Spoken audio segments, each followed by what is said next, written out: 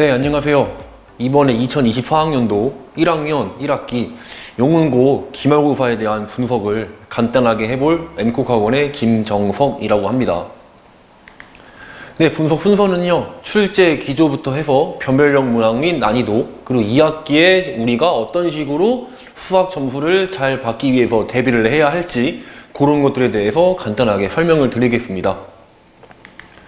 네, 첫 번째로 출제 기조입니다. 일단 객관식 문제는 17문제가 나왔고 서담형 문제가 4문제가 나왔습니다. 그리고 이번 시험을 보신 영문고 학생들이 대부분이 느꼈을 텐데 체감 난이도가 엄청나게 상승을 했습니다. 기존의 기출문제들하고 다 풀어본 학생들이 난이도를 비교해 봤을 텐데 2023년도 한 기존 5년 전 그 문제와 지금 현재 2024년도 지금 기말고사를 비교해 봤을 때 5년간 최고 난이도라고 당연하게 느껴질 정도의 난이도가 나왔고요. 그래서 아무래도 문제 자체의 절대적인 난이도가 막 그렇게 어렵다가 아니더라도 기존에 나왔던 그 출제 경향과 비교해가지고 난이도가 상승이 꽤 있었기 때문에 실질적으로 시험장에서 학생들이 받는 체감 난이도는 엄청나게 더 어려울 거라고 생각이 듭니다. 그 기존에는 학교 프린트가 지금 올림푸스 교재가 영문고에 사용을 하고 있죠. 그 올림푸스 문제에서 좀 많이 출제가 되는 그런 경향이었는데요. 이번에는 그 학교 프린트 내 문항 비중도 좀 약간 많이 감소가 되었다라고 느껴집니다. 그리고 고난도 문항, 솔직히 고난도 문항이라고 하기도 한 뒷부분에 대부분의 문제, 한 8문제? 한 10문제 가까이가 다들 좀 어렵고 좀 까다롭게 느껴졌을 텐데 그러한 문항들을 제가 좀 분석을 해보니까 좀 시중교재에 변형된 문제 유형이 되게 많았더라고요. 그래서 뒤쪽에 가면서 제가 좀 천천히 다시 한번 설명을 드려보도록 하겠습니다. 네, 변별력 문항이라고 해서 좀 어렵게 생각되는 문제들에 대해서 좀 분석을 해봤는데요. 네, 첫 번째는 객관식 11번 문제였습니다. 네, 사각형, 정사각형이 나오고 정사각형의 한 변이 원의 지름이 되는 문항에 대한 문제였는데요. 이거는 센 C단계에 비슷한 유형이 있었습니다. 숫자 좌표가 A 좌표는 동일하고 B 좌표가 하나가 바뀐 상태에서 원의 방정식을 구하는 방법이 센 C단계에 유사한 문항이 보니까 존재하였습니다. 그 객관식 12번 같은 경우도 친구들이 약간 좀 당황을 많이 했을 텐데요. 일단 기본적으로 부등식이 2개가 나와서 식 3개가 쭉 연결되는 유형은 아마들 많이 다뤄보셨을 겁니다. 이건 학교 프린트에서도 비슷한 문제가 있었을 거고 올림푸스에서도 비슷한 문항이 있었을 텐데 이 문제를 풀 때 여러분들이 당황했던 게 가장 첫 번째 식에 -2라는 상수가 하나만 딱 나와버려서 여기에서 딱 멘탈이 무너졌다고 해야 되나? 그런 친구들 좀 있을 거라고 생각이 되는데요. 이걸 알기만 하면 되게 쉽거든요. 맨 왼쪽에 있는 건 상수항 -2고 가운데 껴있는 항이 1차 함수이기 때문에 1차 함수는 끝없이 위로 올라가고 내려가기 때문에 어떠한 정해진 상수 하나보다 무조건 크거나 하는 개형이 일반적으로는 불가능합니다. 그래서 1차식인데 -2보다 무조건 크거나 같다? 그 말은 기울기가 없는, 다시 말해서 A-3의 기울기가 0이 되는 A가 3인 거밖에 그래프 개형이 나올 수가 없습니다. 그래서 A가 3이라고 바로 찍어놓은 상태에서 X제곱 더하기 2X 더하기 3이 B보다 크거나 같다. 거기서 판별식이 0보다 작거나 같다를 써버리면은 답이 이게 좀 쉽게 나오는 문제였긴 한데 아무래도 많이 본 유형이긴 한데 맨 왼쪽에 이제 -2라는 상수가 떡하니 나와버려서 여러분들이 많이 당황을 하고 이 문제에 대한 유형을 잘 몰랐으면은 좀 대응하기 어려웠을 것이다 라고 좀 생각이 드는 그런 문제였습니다. 네, 그리고 객관식 13번 요것도 센 C단계의 변형 문항이더라고요. 점이 3개가 있을 때 내분하는 점과 외분하는 점이 일치가 됐을 때 고르는 문항이었는데 이것도 센 C단계의 1112번에 약간 유사한 그런 문제의 유형이 출제가 되었었습니다. 네, 그 객관식 16번입니다. 객관식 16번도 좌표 평면 위에 한 점이 있고 t,0이라고 주어진 또 전하는 점 P를 이용해서 이제 참 거짓을 찾는 문제였는데 요것도 센 C단계 1240번에 좀 유사한 문항이 존재했습니다. 네, 서답형 3번입니다. 서답형 3번도 원의 방정식이 있고 직선 y는 EMX와 만나는 두 점을 잡아주고 저 두 개의 길이의 곱을 구하는 거였는데 요것도 센 C단계의 1391번, 여기에 숫자만 살짝 변형된 비슷한 문제의 유형이 있었습니다. 네, 그리고 이제 마지막 서답형 4번 문제인데요. 요것도 예상하셨듯이 센 C단계의 변형 문제였습니다. 1390번 문제였고요. 아까 전에 방금 문제를 보시면 1391번이고, 네, 센 C단계에 붙어있던 두 문제 1390번과 1391번에 나란하게 붙어있었던 문제가 요번 영문고 1학기 기말고사에 서답형 3번, 4번으로 나란하게 좀 출제가 되었습니다. 네, 그래서 난이도가 어떻게 될 것이냐, 아까 전에 서두에서 말씀드렸다시피 전체적으로 좀 급격한 하락 점수가 예상이 되고 있습니다.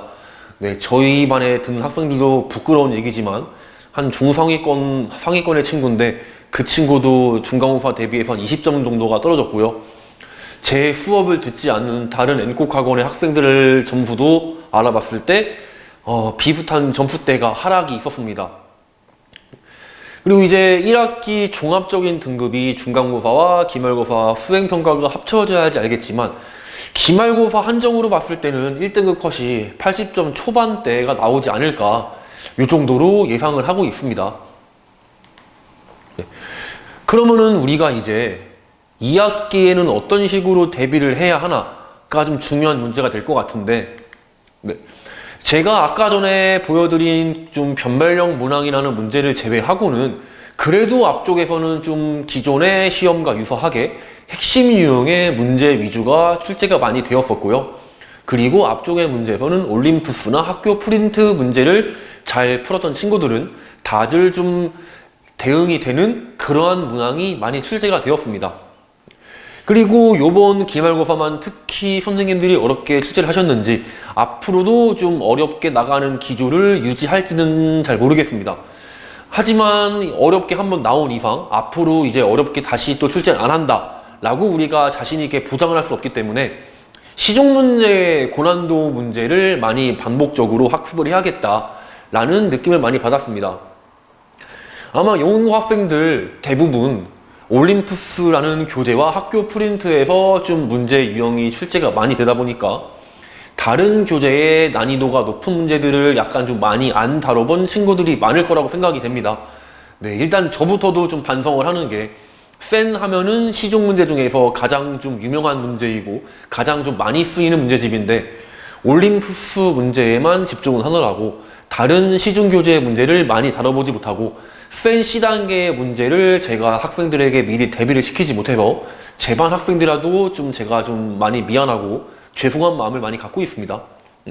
그래서 3등급 이하의 친구들이라면은 올림푸스의 문항과 좀 반복적인 대표 문제를 좀 풀어보면 될 것 같고, 1, 2등급을 노리는 친구들은 이번에 센 교재에서 좀 문제가 출제가 많이 되었으니 다음 시험에도 센일 수도 있고 또 다른 시중 문제일 수도 있습니다.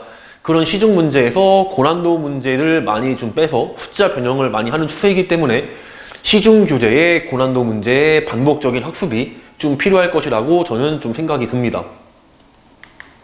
네. 그래서 제가 이제 2학기 때 어떤 식으로 수업을 할 건지에 대해서 간단하게 소개 말씀을 드리도록 하겠습니다. 네, 저 영문고 1반은요 매주 화, 목 저녁 6시부터 10시까지 주 2회 수업을 하고 있습니다. 네. 이번 여름방학 하기 전에 7월 9일부터 저희가 고쟁이라는 시중교재를 바탕으로 해서 수학화를 처음 배우는 학생, 아니면 한번 배웠더라도 나는 좀 문제를 좀 더 풀어보면서 실력을 다져볼 거야 하는 친구들을 위해서 이번에는 제가 시중교재인 고쟁이 갖다가 수학화를 7월 9일부터 진도를 나가게 됩니다. 네, 이 여름방학 동안 7월 9일부터 뒤쪽에 보시면 8월 15일까지 영문고의 방학이 8월 16일 금요일까지이기 때문에 여름방학 동안 수화를 한번 쭉 마무리를 지을 생각입니다.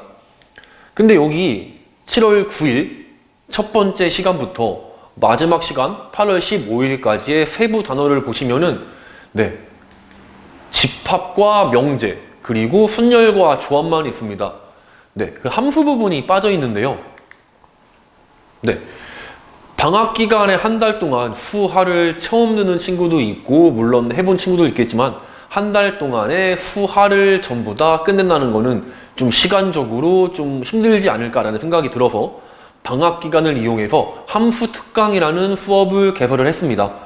교재는 마찬가지로 고쟁이 교재를 사용할 거고요. 영문고 학생들이 방학을 하는 7월 23일 화요일부터 1시부터 오후 5시까지 이때 제가 함수 특강으로 두 번째 수업을 개설하였습니다.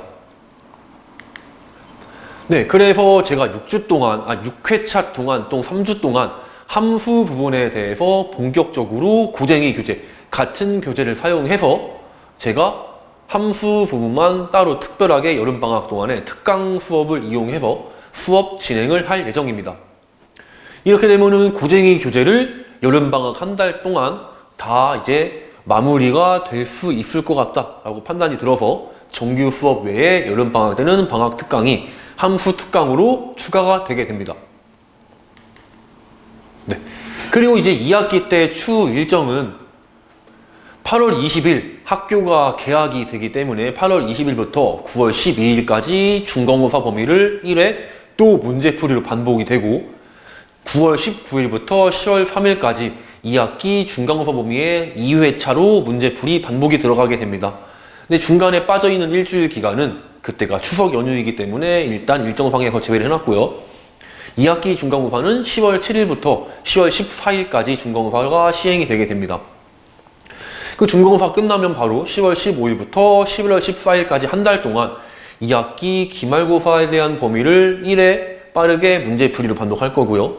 11월 19일부터 12월 10일까지 2학기 기말고사 범위인데 저기 오타가 났습니다. 죄송합니다. 네, 기말고사 범위에 대한 2회차 반복으로 한 번 더 문제풀이가 들어가게 됩니다.